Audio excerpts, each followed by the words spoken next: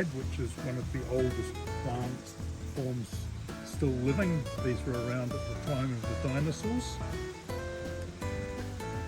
They have separate male and female plants. This is a female. Seeds will eventually grow in here, and but because I have no male plants, the seeds will be infertile. The seeds are poisonous to animals, so they won't normally eat them, but you have to be careful of it. Down below you can see pups develop. These are the baby palms that just grow out from within the roots of that, and because I've only got females, that's the only way these ones can reproduce.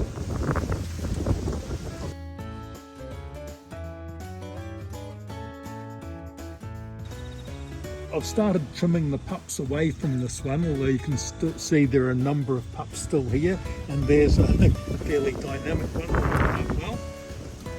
And you can see how successive years of seeds end up as this kind of tangled mess here between each layer of every 2 layers of fronds. Behind the sago palm you can see a kneecap palm. I'm not sure what's causing the damage to the base of those fronds, but it could be possums, it could be something else, but something appears to be scratching them. Doesn't seem to be causing any damage or lasting damage to the palm, so I'm not worried about it too much.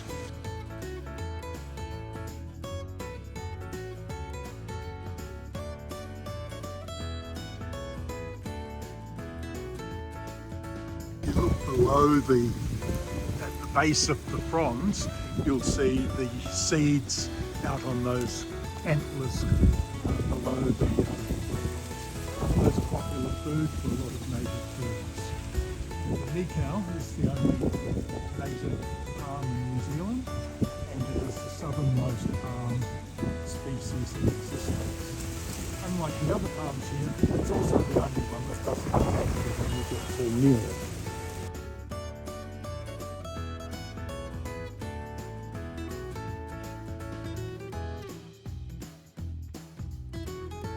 We have a jelly palm.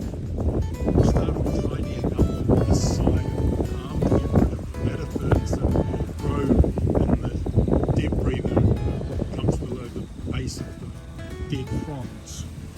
Jelly palm develops flowers in summer, and then fruits develop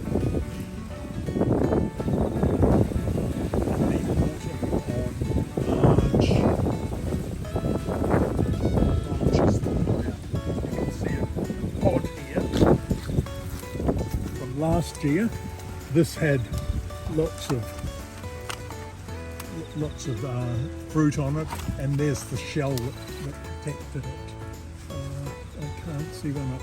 This palm typically has nasty spikes on it here. And at the base of it, you get lots of these seeds, many of which do eventually develop into new palms. If you don't pull them out all the time, they get out of control. I haven't removed the ladder fern this side of the trunk.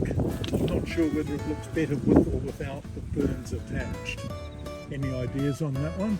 And in fact you can see it's not just ferns that grow in here. Small woody plants are also quite capable of growing in the debris that gathers behind the palm roots, the frond bases.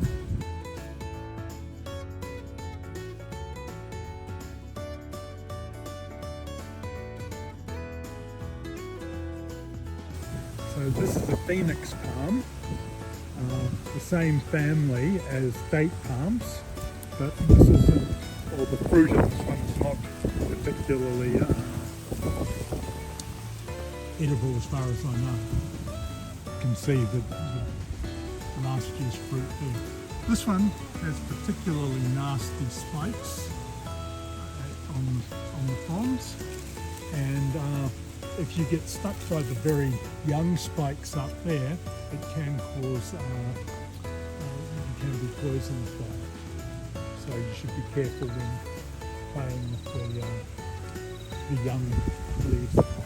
These ones that have died are not so bad, they don't tend to have the poison still on the spikes.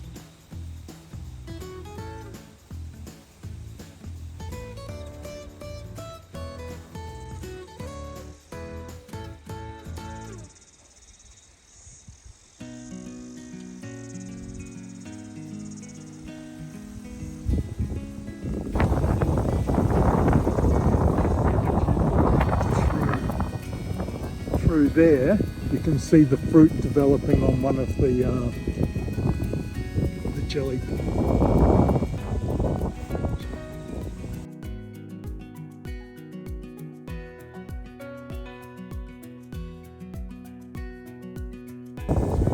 This isn't a palm island. This is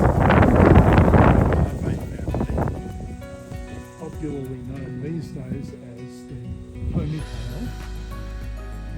ponytail palm, and previously it was also called an elephant foot palm, or just elephant foot. Typically these have a single trunk, but this one has split out and has developed two trunks. Again, this is a native of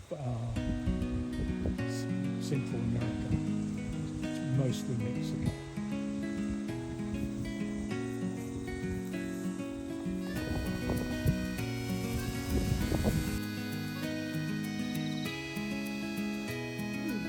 On this sago palm, you can see some of the seeds starting to develop under these feathery coverings on this second female plant.